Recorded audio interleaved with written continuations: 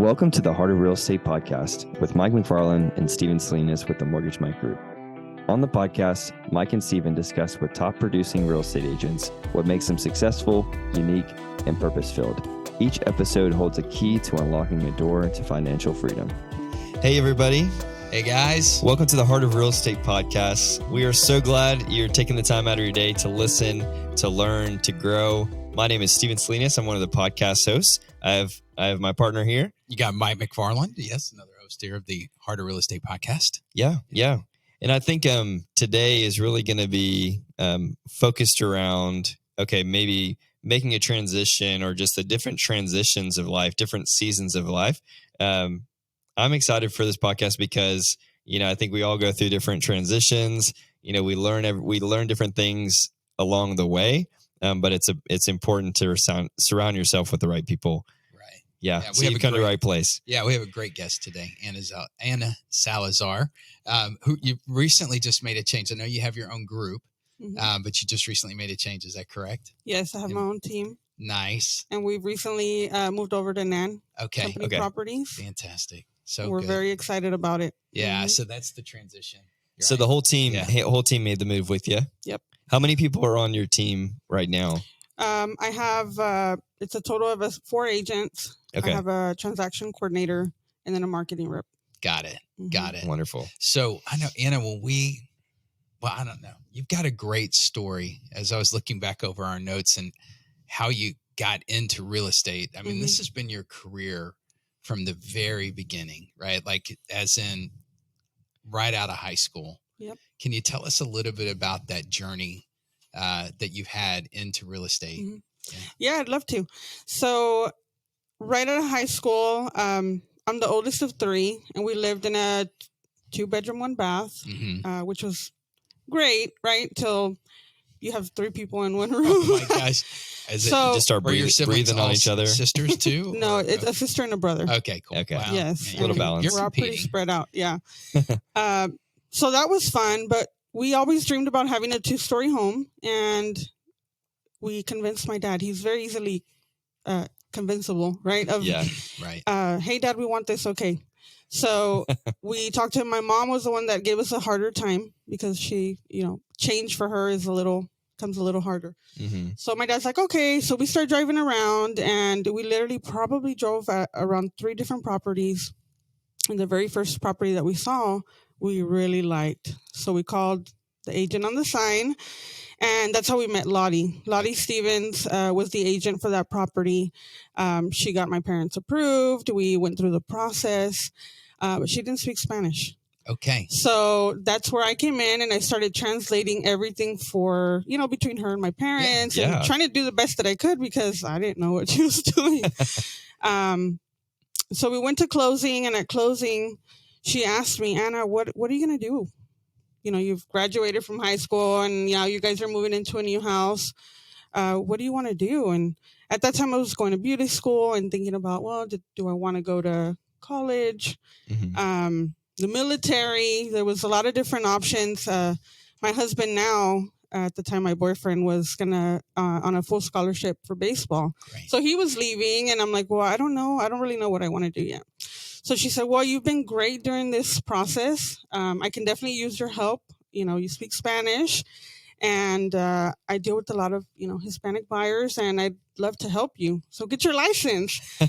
And I said, well, that doesn't sound like a bad deal. Sure. She's like, go to school and I'll help you. And so I went to school, got my license, and she helped me. I love it. Wow. So it all came from, looking at your surroundings, all the siblings kind of gathered together and we're saying, hey, let's go look for houses together. So you just drove around. That's it. And just saw a sign and went in. And that changed your whole trajectory of your life. We had I would say my parents had no idea either of who or what a realtor was. Right. They bought a home for sale by owner at some point, that house that we lived in for many years. And then this came about. So. Wow. What a cool beginning to just your story. Well, and for, it's Lottie, right? Yeah. For her to see something in you and call it out of you, right? She saw something in you, the way that you handled the transaction for her, right, as an intermediary, and she called that out, and that's, I mean, that took a lot for her to do that, and for you as well to respond. So that's great. So okay, so we're early 20s, right? Yep. Where do you go from here? Like where is that progression? Well, that's 20 years ago. Right. To now. Okay. I've just turned 40. So I look back and kind of look at everything that we've been through, the different companies that I joined to try to find that, how do we get more clients? What can I get from the brokerages, or what can help? And I did find that a lot of the agents that I met early on into real estate have been my friends and have helped me through the process. And without them, it would have been a lot harder. Yeah. Yeah, definitely. Because real estate is very cutthroat. Unfortunately, it's hard to trust other agents sometimes. And so we've always kind of stuck together and like, hey, I'm going to be out of town, right? Who's going to take care of the client? And so we always stuck together. And that was very helpful. Great. You kind of found your pack. Yes. And even now to this day, we're not together, but anytime they need something or if I need something, we know that we can call each other and make it happen. Well, and I think love it. You also have some longevity with your team, right? Your transaction coordinator has been with you for a long time. 5 years now. 5 years. That's a good milestone. That's a great milestone. That's a huge milestone. Yes. Your sister works with you as your 5 marketing years person, as well. Right? Your husband is an agent on your team. Is that right? He is my partner. Yep. Yeah. Okay. He's your partner. Yeah. I think you said he's the one that he's the sales. He is the total sales compared to me. Right. I'm the shy one. He can talk to anyone. He can sell anything. It's in his nature. Right. So in those beginning stages, if we can kind of maybe say that was like the first season of your career, I know with new things, everything kind of has growing pains, right? What were some of the growing pains, or like what were some of the difficult things in the beginning? Maybe the first, because how long have you been in the industry? 20 years. 20 years. Okay. So maybe in the first 5 years, what were some of the biggest struggles that you were facing and how did you overcome them? I was straight out of high school, so I had no experience with real estate whatsoever. Real estate school is a fast pace, like you're just trying to pass your test. I feel, there's not a lot of learning. Yeah. So learning through the process was definitely hard because some of the hiccups were working with the client and messing up. And, that comes with time and experience. It does. Right. And she, some of the clients were upset and I got fired a couple of times. That happens to all of us, right? You're fired, but you work for yourself. So it's good. Just get another one. But then you learn and you never do it again. Right. Exactly. That's when you learn the most. Cold calling has always been very difficult for me. So picking up the phone to call people I don't know to try to get business was difficult. So that was something they pushed a lot back then.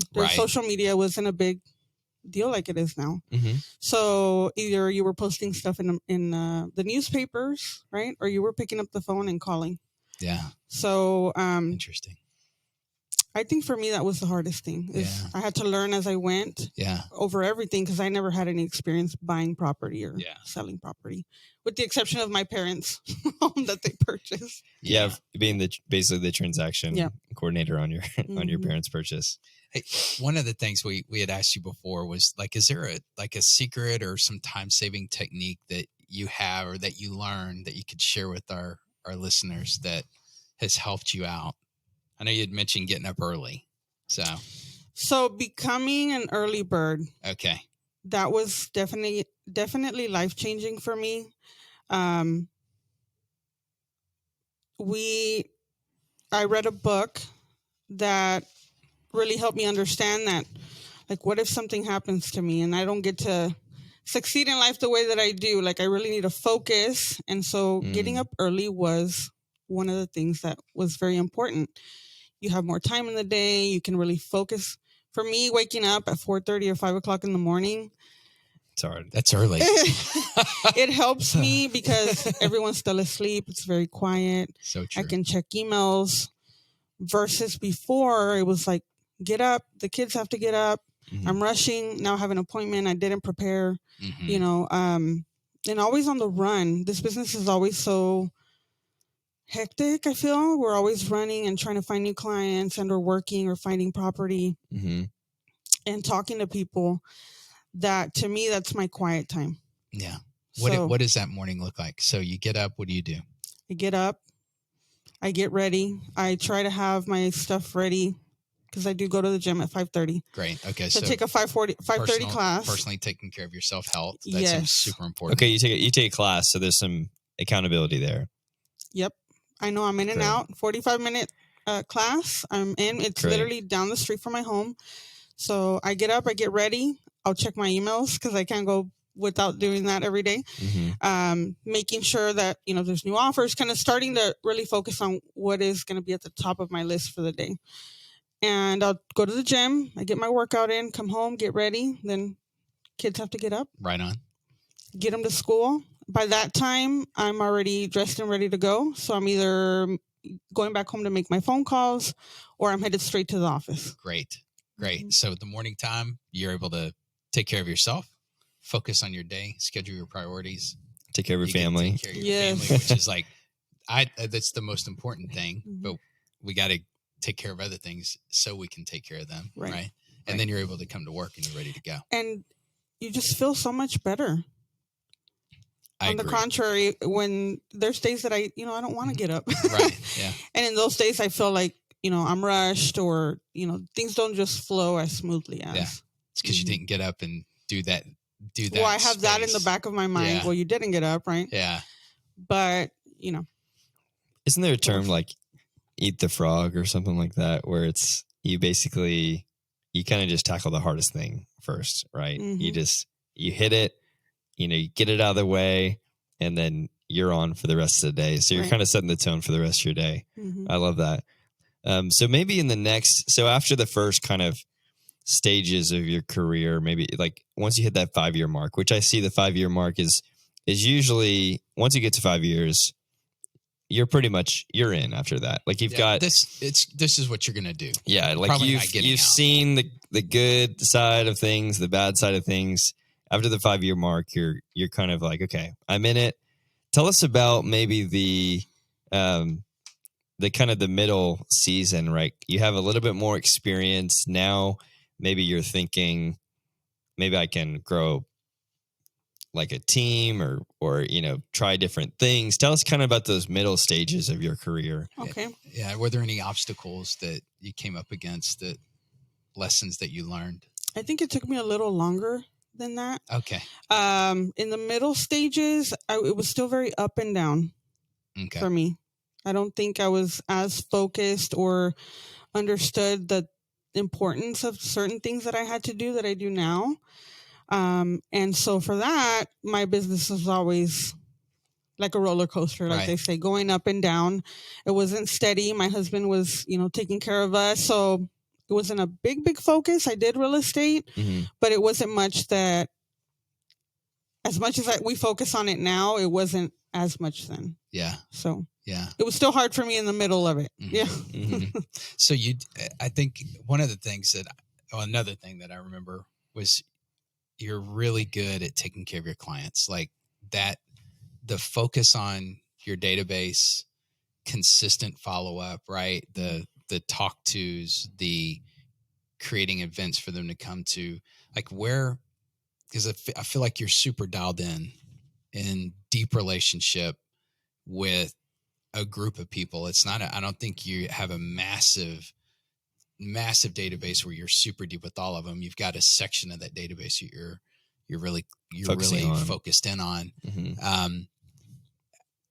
Tell us about that, because there was a moment where you just figured it out, right? I mean, you're like, oh my gosh, I know people and I need to connect with people.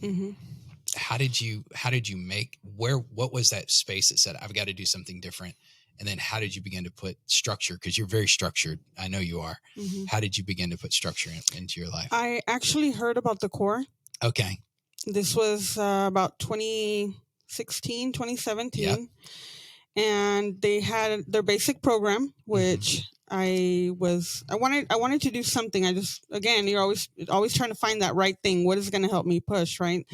So I started looking into that. I was a loan officer that I knew that was taking the big training from them. And so he had sent me some cool information. So I looked into it. I started getting the CDs, listening to the CDs. I still have some of those CDs, by the way. And so one of their plans was to create a VIP list. Yeah. And the VIP list consists of people that you know in your sphere, your database, that are constantly going to refer you business. Like if you started from scratch, you know who's going to support you 100%. And those people were the ones that I had to focus on to put on my list. Yeah. So it's your fan base. Yeah. Yeah. So the goal was 50. Okay.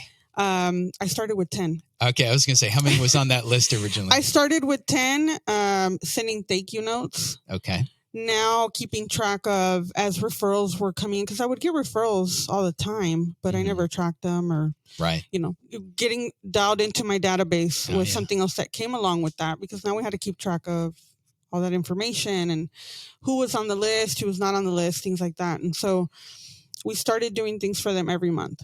Okay. So from going to coffee, hey, let's go to coffee, let's talk, just spending more time with them. As they send us referrals, we will send them a thank you, like a $5 Starbucks gift card with a note saying, hey, we appreciate your referral. We received a call from so-and-so. And that went really good. Yeah. Our list grew from 10 to 50. Now we're at about 100.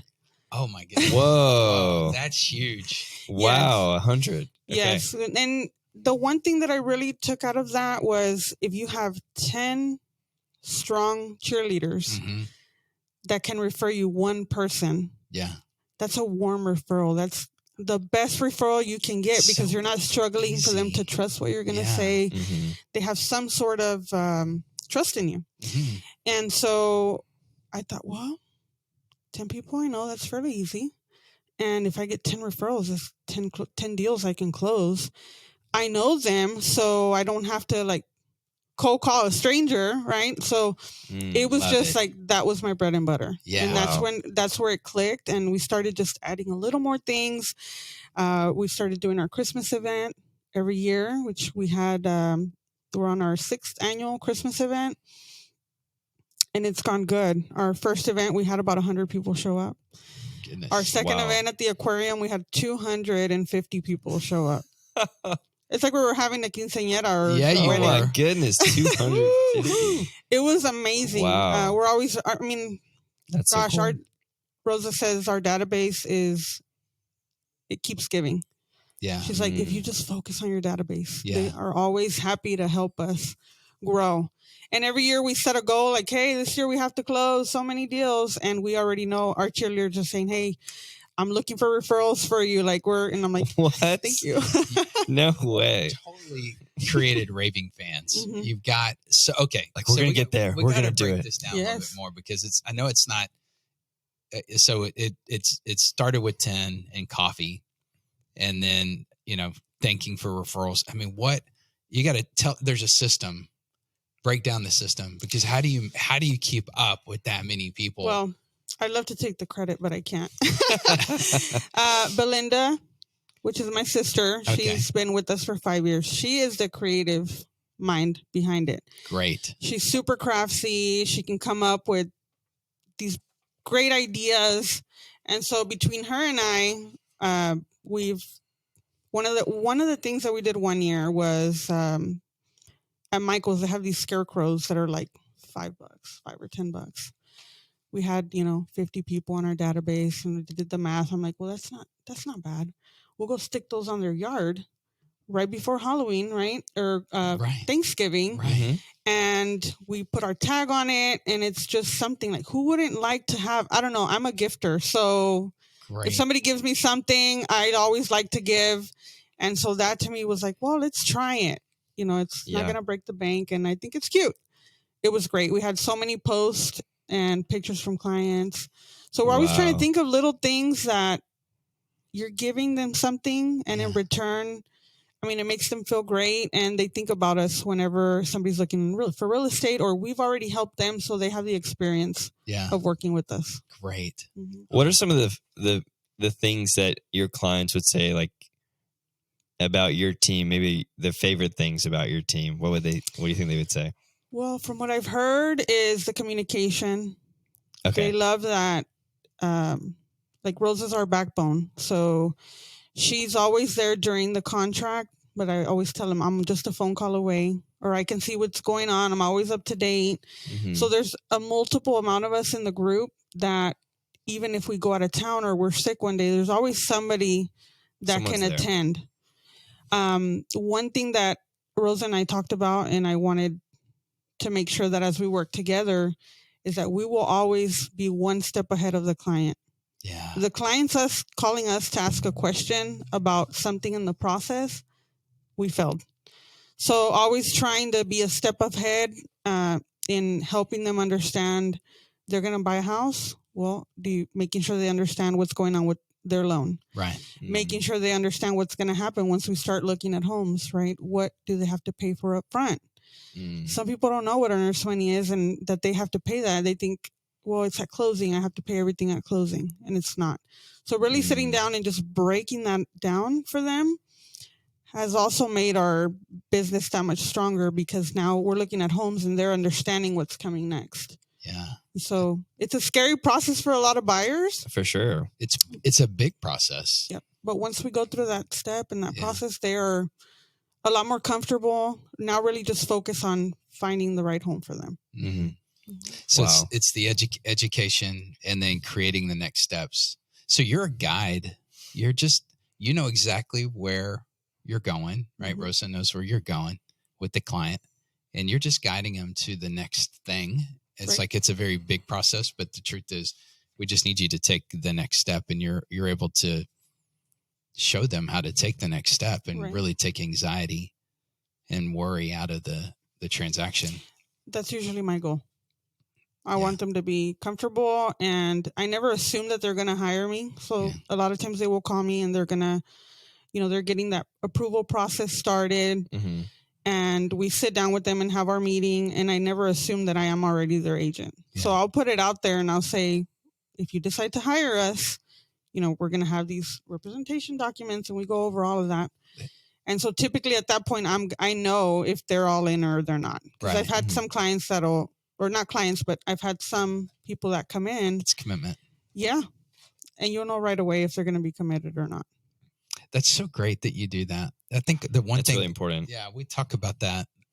And I think it's a missing piece so much as to how do we get commitment without forcing it upon some, like it needs to be their decision, but we also need their commitment. And for you to say, hey, if you choose to hire us, opens the door for them to say yes or no. Mm-hmm.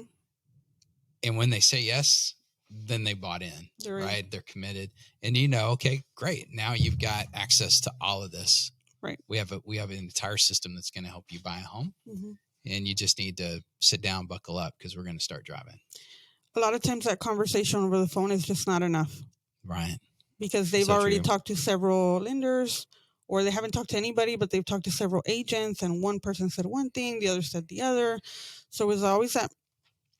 I feel like there's a trust issue at some point when they're calling, because they have heard other things from other people. Mm-hmm. So when we actually sit down face to face, they've already got an approval. We're looking at numbers. We're talking about what they're looking for in a home.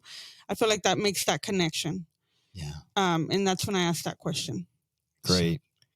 So I love that, because I get to kind of see a little bit of a picture of like what the client is going to get.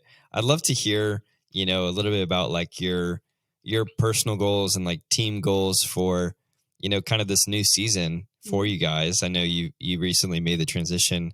What are some of y'all's goals for 2023, or maybe the next 5 years? What do you guys kind of see down the line? Well, really, the main goal for this year was to try to hit 1 million GCI. Okay. We've been working on that for the last 3 or 4 years, and we've come very close, but we haven't gotten there yet. So this will be that for sure. Yes, this year. I don't think we're focused so much on how many closings we're going to have as we have been in the years prior. Okay. Now it's more like we'd like to elevate sales price. Nice. And Okay. how do we do that? Right. So that was one of the goals that we set, is we want to close less deals and make more money. Mm-hmm. Have more And, time. we were at our office. We weren't thinking about moving.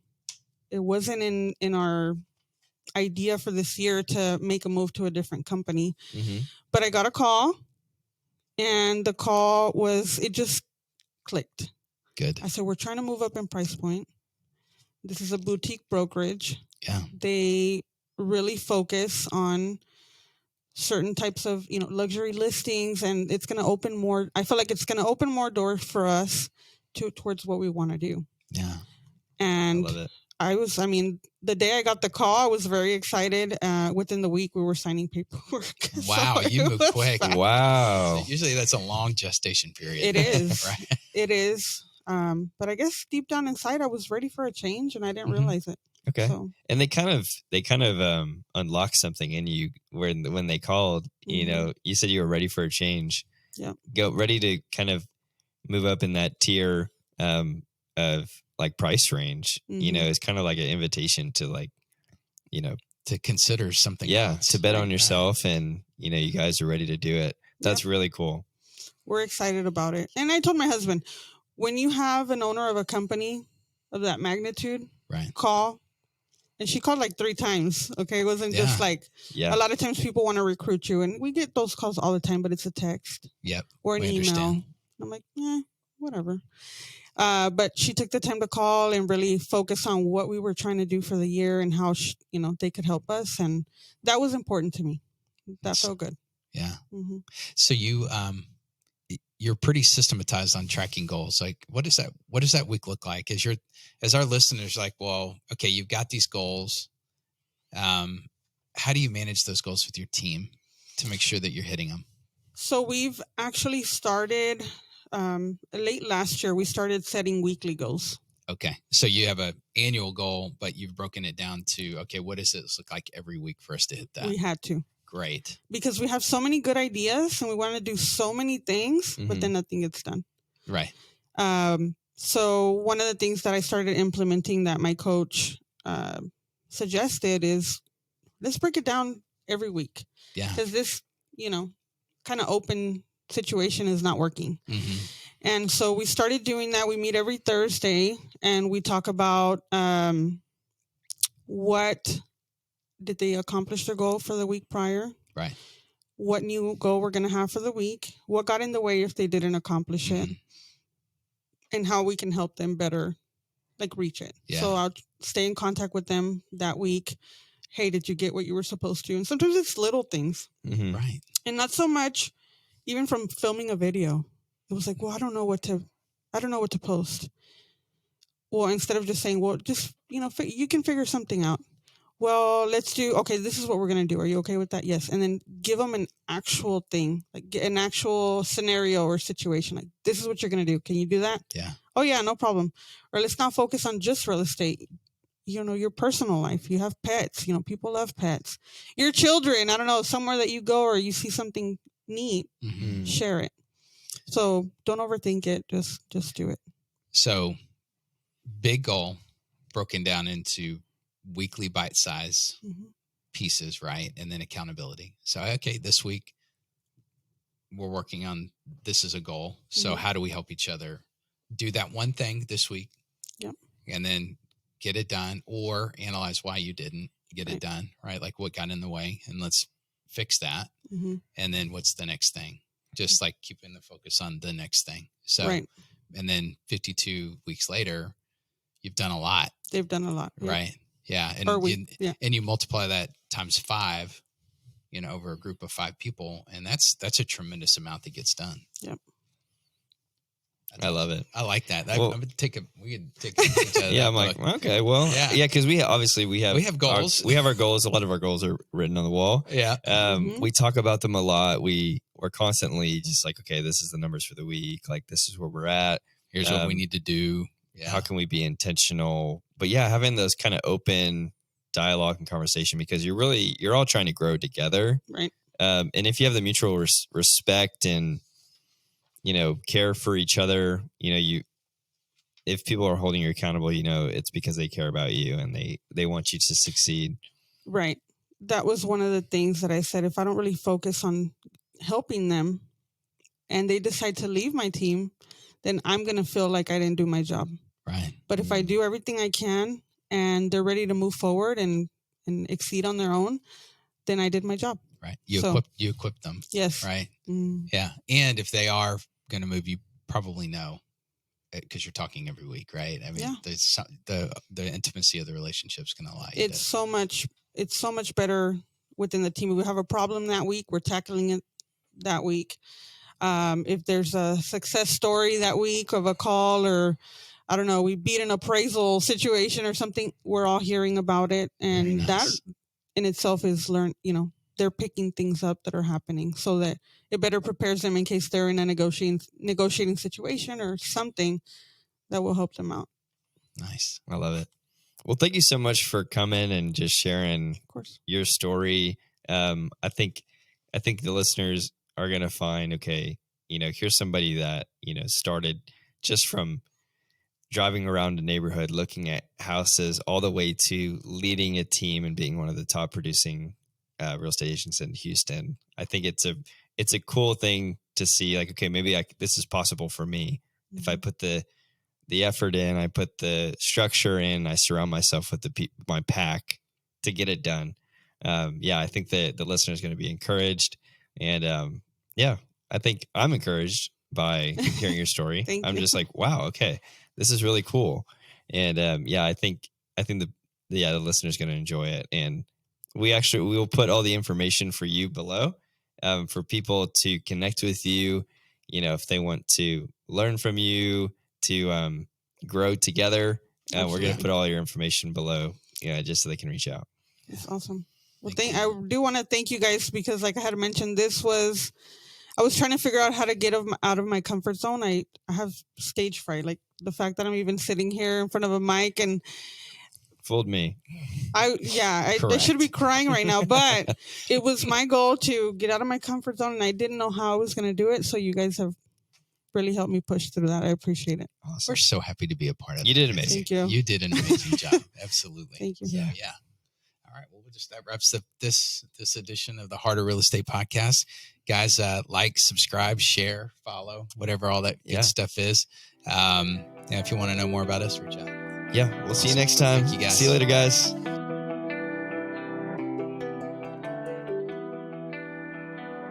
Thank you for listening to the Heart of Real Estate podcast. If you found this episode thought-provoking and helpful, do us a favor and share it with 2 of your friends. Also, feel free to leave any comments or reviews. And if you want to learn more about the Mortgage Mike Group, reach out. We'd love to connect.